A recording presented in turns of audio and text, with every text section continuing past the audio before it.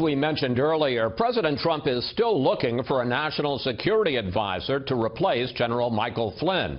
The general was forced out in a scandal that began with U.S. intelligence listening to some of his phone calls. Tonight, correspondent Rich Edson at the State Department looks at how wiretapping has become a key element in the way the government does business. General Michael Flynn spoke on the phone to the Russian ambassador to the United States.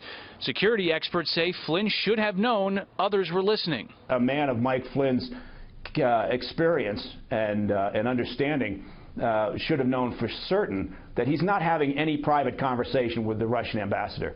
The Foreign Intelligence Surveillance Act gives U.S. intelligence services the authority to monitor foreign agents, just as other nations monitor Americans. In 2014, surveillance caught Assistant Secretary of State Victoria Nuland bad-mouthing the European Union in a conversation with the U.S. ambassador to Ukraine. That would be great, I think, to help glue this thing and have the UN help glue it. And, you know, the EU. Officials suspected Russia of intercepting and leaking that call.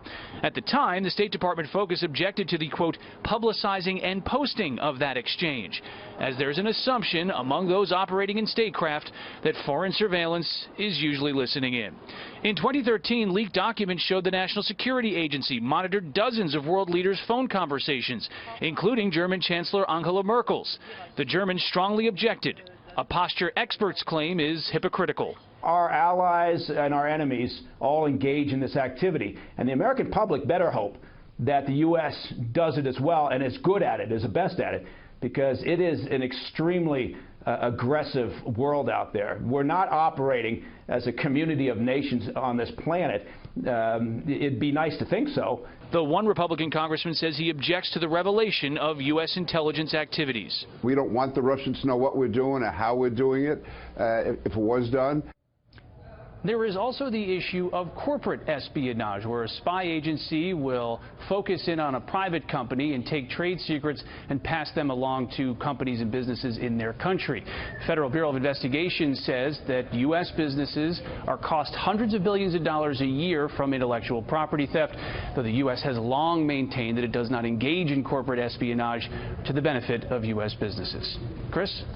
Rich, as Secretary Tillerson returns from his first set of meetings in Europe, a number of top positions at his State Department are still unfilled. How big a concern is that for folks at State? It's becoming a concern, especially as this continues to go on. There have only been two top positions confirmed by the United States Senate. One is the Secretary.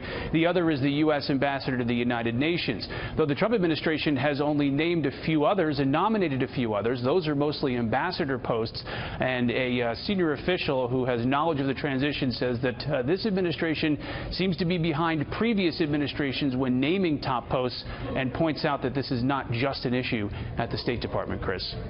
Rich, thank you. An alleged